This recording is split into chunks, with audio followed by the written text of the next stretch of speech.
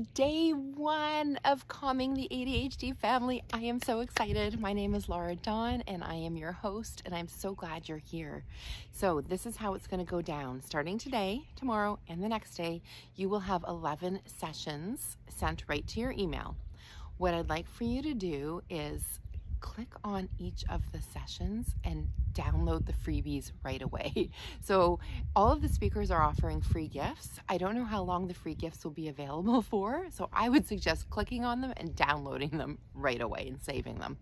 And then kind of pick and choose which sessions look the most interesting, the most relevant to you. Block some time to watch those sessions. They're all about 35 minutes long. So if you're watching 4 sessions, give yourself about 2.5 hours. You have 24 hours to watch today's session. And then after the 24-hour block, the next group of videos will be released, and you have 24 hours with that one. And then on day 3, again, 24 hours with the sessions. Now, the videos are being released at 6 a.m. Eastern time. So Toronto, New York time at 6 a.m. So even if you don't open your email until 10 o'clock, it doesn't mean you have from 10 until 10 the next day. It's from 6 a.m. until the following 6 a.m. So the summit starts at 6 a.m. Eastern time. You've got 24 hours. If you don't have enough time and you want to watch more of the sessions, you run out of time, not to worry. The weekend, you will have 48-hour replay access to everything. And if you need more time than that, you are welcome to buy the gold or the platinum passes, and that will give you access for at least 1 year to all of the sessions. So then you can watch them at your time. You can go ahead and replay them. If you have a VIP All Access Pass, be sure to use your workbook while you're watching the sessions, because that's a really nice place for you to take notes. And there's also some coaching, prompting questions in there that will help deepen your understanding of the sessions. So you're here participating in the summit because you or somebody that you love, care about, helping to raise has ADHD. But do you know what ADHD really is? I will promise you, it is not stupid, lazy, slow. It is not a result of poor parenting or too much sugar or too much screen time. It is a neurobiological brain difference. There is a difference in the brain. Now, what do you think about that? What comes to your mind when you think, oh no, there's something different with the ADHD brain? Or do you think, oh, there's something different about the ADHD brain? Perception is everything. According to Dr. Edward Hallowell, who is one of the world's leading experts in ADHD, he's a psychiatrist, an author, a speaker, he says your perception of ADHD is everything. And I will give you a personal example. Years ago, I had the thought that our lives, like my life, my kids, my husband's, our family's lives will simply be more difficult because we have ADHD. Period. I saw chaos everywhere. I saw struggles everywhere. I was overwhelmed. I felt like I was drowning in all the difficulties that came with ADHD, especially the emotional dysregulation. That one was really hard. I had no hope. Like, I didn't think I'd ever have time to do anything for myself. And I was like, I accepted it. I was okay with it. It was like, this is just the way my life is. Then I did a work with a coach. She was able to not only shift my mindset, but shift my subconscious thoughts. And what happened was I had a much more positive outlook. I was able to calm my nervous system down, access the tools, and once I was able to access those tools and implement the strategies,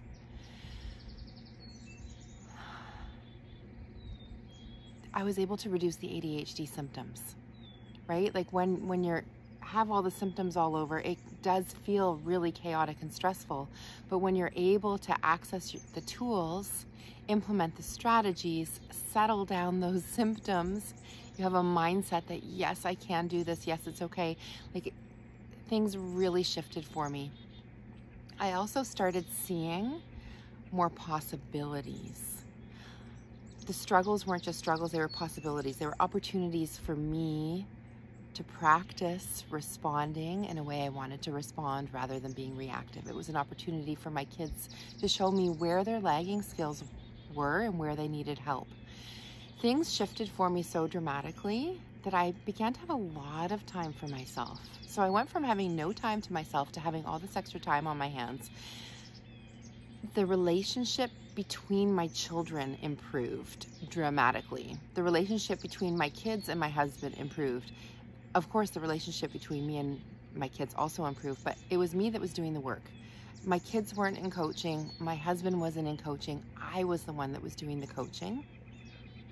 And the relationships shift. So once things changed for me, I was able to anchor into my inner calm, regulate my nervous system, really truly rewire my brain. Then the ripple effect for my whole family was absolutely incredible. So as you're watching this summit, I invite you to come in with an open mind, set an intention. This is really helpful. This primes your brain. Before you watch each interview, set an intention. The intention could be, as I watch this interview, I will gain one strategy that will help me anchor into my inner calm. Or as I watch this interview, I hope to come up with 3 aha moments. Whatever it is, pick your intention, think about that intention before you watch the session, and that will really open up your mind to receiving the message that you need to receive. So I want you to keep in mind the 2 versions of myself. The old version, where ADHD was completely overwhelming. I was drowning. It was like waves were crashing over my boat and the boat was sinking. Literally, that's what it felt like. And the new version, where I'm a strong, confident captain of the ship. I've got it under control. I'm able to steer my family towards harmony and success. So come in with the mindset that you are the leader of your family. Set your intentions, and let's have an incredible summit. Let me give you a few examples so that this makes sense. So imagine your kids are fighting. And what's your desired outcome? You want them to stop fighting, right? Like right away. So if you do not have a regulated nervous system, if you're not able to anchor into your inner calm, you might start yelling at them. You might scream, "Stop fighting!" You might feel that you're becoming really triggered and agitated yourself. You might feel your cheeks getting hot. You might feel like this rage inside of you. You might feel your heart racing. You might feel like tension in your body. So this is how you react when your nervous system itself is not settled. Now, for your kids, what happens when you yell and scream at them? A couple things. One, it might trigger them to become more escalated. So you yell at them, they start crying or yelling, and it doesn't get any better. Another thing that possibly could happen is that when you yell, if this is something they're kind of anticipating, like if they know when they fight with their sibling, mom always yells, what happens is that you give their brains a hit of dopamine and adrenaline. So an ADHD brain has a deficit in dopamine and adrenaline. It's constantly seeking dopamine and adrenaline. This is what ADHD medication does. It gives the frontal lobe of the brain dopamine and adrenaline. And what is that used for? Executive functioning skills like time management, organization, conflict resolution, problem solving, higher language skills, impulse control, decision making. All those important skills happen in the frontal lobe, and they're fueled by adrenaline and dopamine. So what happens is if your child knows when I fight with my sibling, mom will yell, and then you do yell, the brain is like, see, I was right, check, that's what happened. And it gives it the hit of dopamine. So what happens? This is now wiring into your child's brain. If they want dopamine and adrenaline, they should pick a fight with their sibling, mom will yell, then their brain's gonna feel better. We do not wanna get into that cycle. We do not wanna be giving our kids basically medicine for their brain by us yelling at them. So what do you do about this? You can do something called a pattern interrupt. So when they're fighting, instead of giving them that expected result of you yelling, first of all, make sure they're safe, and then anchor into what you think their core need is. Do they need to feel safe? Do they need to feel loved? Do they need to feel valued? So it could just be a stop, a firm stop, and then lighten it up with, oh my goodness, this is really hard for both of you right now, then look at both of them, each of them individually in the eye and say, I love you, you're safe. I love you, you're safe. They're not expecting when they're fighting for that to be the response. So that's a pattern interrupt. They're not going to get the dopamine and adrenaline from that. So it breaks that cycle in their brain to continue with the fighting. Also, think about the energy difference. That reaction is coming from a place where you're not anchored into your inner calm. Like you're just reacting, you're triggered. But if you're able to take a few deep breaths or tap or do whatever you need to do for a few seconds to anchor into your calm, and then you can respond in a way that you wish to respond. So something you can do now is start planning in advance. How do you want to respond when whatever it is that triggers you about your kids, whether it's they fight with each other or they leave their backpack on the floor or they talk back or roll their eyes or slam the door, or they go upstairs and don't follow the instructions of going to brush their teeth, or whatever it is that triggers you. Think about how you want to respond in the moment. Really plan it out, write it down, come up with a plan so that when those things happen, you know how you want to respond. Anchor into your calm and respond in the way that you want to. This is really, really going to make a big change for your family. I've been there with the yelling. And also, this is really interesting. A lot of our presenters are moms with ADHD or kids. Their kids have ADHD, and they share that they are recovering yellers. So please know that you are not alone. We are trying to tap into the neuroscience and the latest research to shift and change things, because there definitely is a better way. But I just want you to imagine, even without any words, just the sound and the facial expression and the body language of yelling, how intimidating and scary that is for little kids.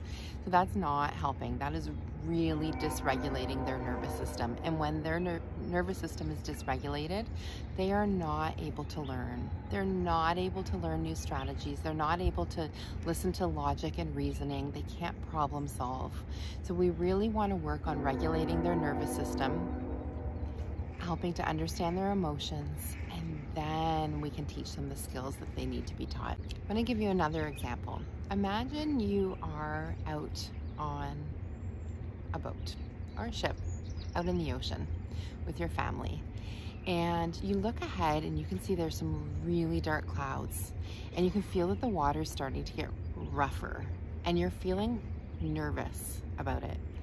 Now, the captain of the ship's response is, oh my God, there's a storm coming. I don't know what to do. Quick, grab your life jacket, put your life jacket on. I don't know where the life jacket is. And they start panicking. How does that make you feel? Probably pretty panicked and very unsafe. This is what happens to kids when they're feeling upset about whatever it is, and they show that they're upset by their behaviors, right? When they're, I don't like to say misbehaving, but you know what I mean. When they are acting out, that's their way of communicating with us that something isn't right. Maybe they're worried, maybe they're anxious or agitated, frustrated, scared, angry, and they're expressing those emotions with their behavior. If that escalates us and triggers us and our reaction is like that, it's going to be really scary for them. Okay, now imagine yourself on that ship again. And this time, the captain says, "This is your captain speaking. I want you to know that you are safe. I will be steering us towards clear skies and calm waters. Not to worry, I've done this many times. You are in good hands. As a precaution, I invite you to put on your life jacket. You can find it underneath your seat." So how does that feel? You probably feel safe, reassured, confident. You know that this leader, this captain, knows what they're doing, compared to the first situation where there was panic and chaos. So you are the leader, you are the captain of your family's ship. So you get to choose which way you want to show up. And that's what the summit is all about. The experts in the summit will be sharing strategies with you to help you anchor into your inner calm. So when those storms roll in, when the waves get high, you will be able to calm yourself, regulate your nervous system, and then implement the tools and strategies that your family needs. through my experience with my own family, with my students, and also with my clients, I really believe that the number one thing that you can do is to take care of your own self first. Find the strategies that you need to bring calm to yourself so that it's so much easier to support your children. It is really important for you to find these ways to anchor into your own inner calm, because when you are supporting children, it's really important that you find ways to anchor into your own inner calm, because when you are supporting children with ADHD, they are emotionally dysregulated. This is probably something that the doctor doesn't tell you when you get the diagnosis. You probably know that your child might be hyperactive if they have a hyperactive type. They might look like they're always on the go and running around and maybe really hyperactive in their talking. They might be really impulsive, touching everything, hands-on, other kids. It's hard to control that for them. And they have a hard time focusing their attention. This can really be difficult at school. So you probably know that part of the ADHD. But the part that often isn't shared is that the emotions can be really overwhelming for kids. And if those emotions are overwhelming for kids, it can also feel, if you don't know what to do about it, really overwhelming for the adults. Also, kids with ADHD have lagging skills and executive functioning skills. So their executive functions are lagging. So those are the skills that happen in the frontal part of the brain that's fueled by the adrenaline and the dopamine. So those skills are lagging. So they need extra support in learning how to manage their time, how to organize, how to follow instructions, how to problem solve, how to resolve conflicts. They need extra time and support. And they can't learn those skills if they are emotionally dysregulated. So I love the model by Dr. Daniel Siegel. It looks like this. So this is supposed to be your brain. This part represents the frontal lobe, and this part represents the emotional center. This is where your amygdala is. So when emotions are high, intelligence is low. So think about the expression like, I've had it up to here, or I flipped my lid. Literally what happens when you are angry or really upset, when your emotions are really high, you lose access to that frontal lobe. You're actually not able to access the skills to resolve conflicts and solve problems and all of that stuff. Your emotions have taken over. People with ADHD often are in that fight, flight, or freeze mode. It's called an amygdala hijack. The amygdala part of the brain hijacks everything and takes control. I like to think of this part of the brain as like a little watchdog that's always looking for danger. It's always on the lookout for danger, just like a watchdog. And the thing is, our brains are wired from thousands and thousands of years ago to look for danger, like a saber-toothed tiger chasing us, like real life-threatening danger. Now in modern times, the danger could be the teacher gave me a dirty look. I didn't get invited to a birthday party. My mom raised her voice at me. I can't find my homework. Those things can cause you to flip your lid. The amygdala takes over. You're in an amygdala hijack. Your emotions are high. Your intelligence is low. So we need to work on ways to calm down those emotions, regulate the nervous system so we can bring those executive functioning skills back online. Now, you can't do that for a child if you are reactive and emotionally dysregulated yourself. This is why your perception of ADHD is really important. Brain scans show us that you have thoughts before emotions. So if your thought is, ADHD is really hard, we're always struggling, there's no hope, I don't know what to do. If you have those thoughts, you can imagine the feelings you're going to feel as the leader of your family is overwhelmed, stressed, anxious, worried, nervous, maybe guilty, maybe ashamed, right? That's not where we want to parent from. It's not good for you, it's not good for your family.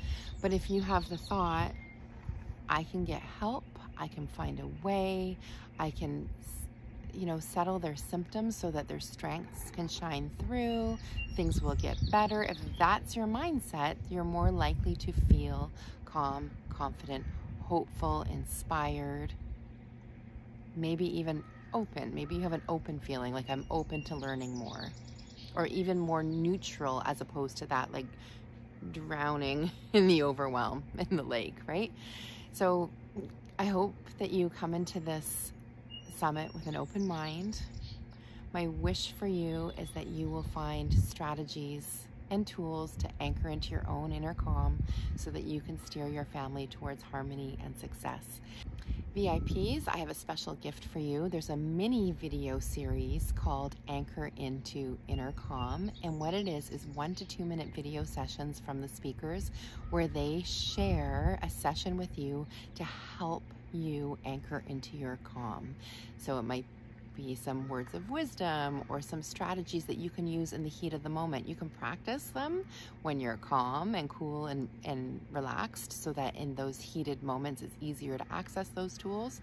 Or maybe when you're feeling that you're starting to get agitated or stressed, you pop on one of those Anchor into Calm videos, watch it for 2 minutes, follow along, and that should really help you to regulate your nervous system.